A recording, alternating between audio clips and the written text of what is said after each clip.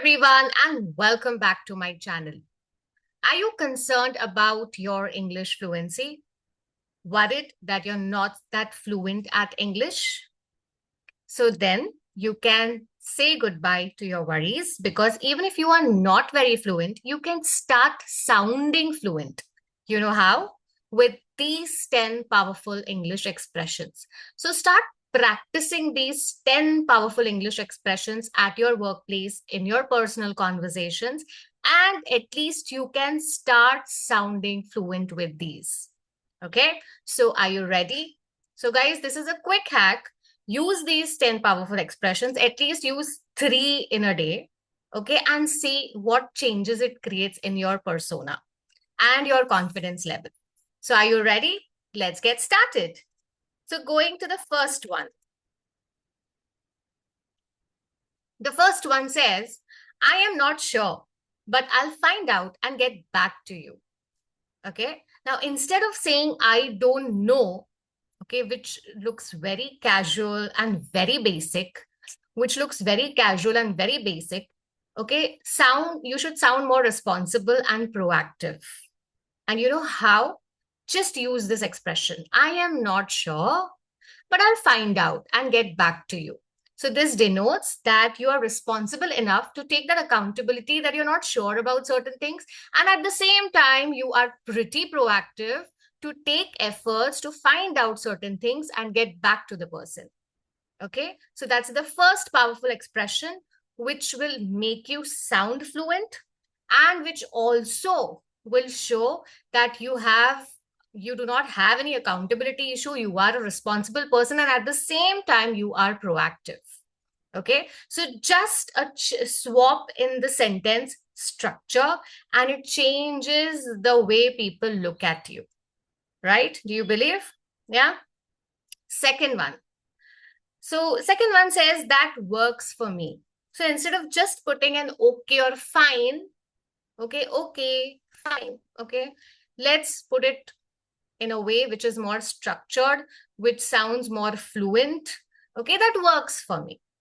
Okay, so something, if you're okay with something that you are fine with, okay, instead of just putting an okay or a fine, let's put this in a sentence that works for me well. Okay, that works for me. Okay, try this. Third one. Okay, now instead of saying let's talk tomorrow, which is again very casual and very informal, you can use let's touch base tomorrow. Okay, what will you say? Let's touch base tomorrow. And this makes you sound like really corporate and fluent. Yeah, let's touch base tomorrow. Yeah. The fourth one. Now, instead of just, giving an outright rejection to someone's invitation and saying, I can't come, sorry, I can't come. Okay, now that's too outright. And at the same time, informal and casual as well. Okay, there's a way to put this up. And how will you do that? You'll say, I would love to, I would love to, but I have got prior commitments.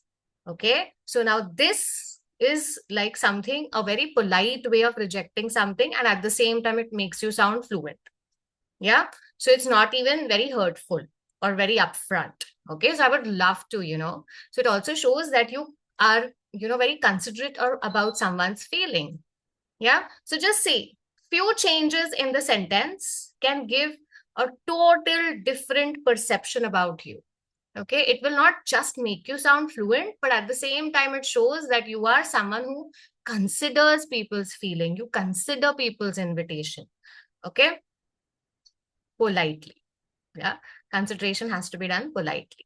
So this is the way this can help you handle your, if you're not accepting to any rejections, this is the way you can handle it with this kind of sentence. The next one. Now, instead of saying, what do you mean? What do you mean by this? Okay. What do you mean by this by this policy, by this statement? What do you mean? Now, what do you mean again looks very casual.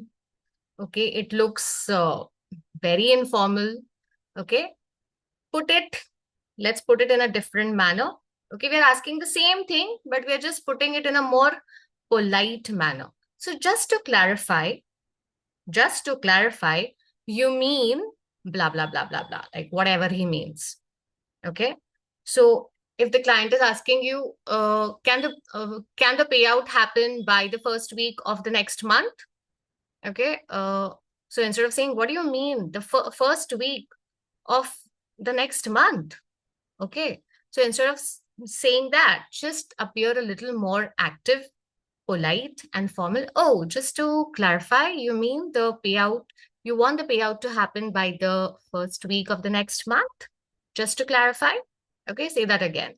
Okay, and then if you disagree, there is a way to disagree, which we will be covering very soon in the next video. In different ways you can disagree with a client very politely, being very fluent and flawless. Okay, so that's a different topic. We'll look at that topic very soon in the next video. So that was the fifth expression. Moving ahead, the sixth one. Now, instead of saying, let's do it another time, let's do it another time, which again looks very casual. Okay, let's use this. Okay, let's take a rain check. Let's take a rain check means let's do it at some other point of time. Okay, so let's take a rain check. The next one, I am very busy. Okay, I'm sure a sentence which is rampantly used across English speakers is I am very busy. Oh, sorry, yaar, I'm very busy. I'm very busy. Very informal. Okay, very casual, very basic. Let's replace it with something better. Hey, I'm swamped right now. Okay, which sounds fluent, which make you sound like a native speaker, and at the same time very natural. Hey, I'm swamped right now. And it's also makes you sound a bit polite. Okay, moving ahead. Let's finish this. No, let's not say that. Hey, chalu, let's finish this. Let's finish this. No, a better way. Let's wrap this up. Okay, let's wrap this up. So you can use this often in meetings, in conversations. Okay, anything. Okay, so let's wrap this up quickly. Yeah, which means let's finish this quickly. So instead of just saying let's finish, we'll say let's wrap this up. Okay, use this and see what difference it makes in your conversation and the way people perceive your English. Okay, and the last one, my friends. So instead of saying, hey, I'll tell you later, which again is very casual, very basic, tell them, I'll keep you posted, my friend. I'll keep you posted. Now, this shows professional and fluent English. Okay, so I'll keep you posted. You're saying the same thing. It means the same thing, but just a little bit here and there in terms of the terminologies that you use, in terms of structuring the sentence, and you change the entire game for you. Okay, so start practicing using these 10 powerful expressions, especially at your workplace. Okay, you can use it in your personal conversation as well if you want to sound more professional, in English. Okay, so use it and do comment and let me know how does it feel using these 10 expressions. Okay, do you feel a little difference in your confidence level? Do you feel, that kind of the kind of good perception that you're building amongst people? Okay, do comment and let me know. So this is what we keep doing at English Life Skill Hub. Okay, few basic things. How can we put it in a better manner with our clients, with our employees, okay, with people around us, and how can we make ourselves, fluent at English, at the same time confident in our English conversations. And with this, we can change our entire persona. Okay, so to know more about English Life Skill Hub, you can check the description, you can get in touch with us, and we would love to have you onboarded. Okay, thank you so much. So if you have liked my content, do click that like button, do hit that like and subscribe and comment and let me know if anything more you want from my end. I would surely work on it. Thank you so much, my dear friends, and let's meet next week with something different. Okay, and something which will uplift your overall communication. Thank you. Goodbye. See you soon.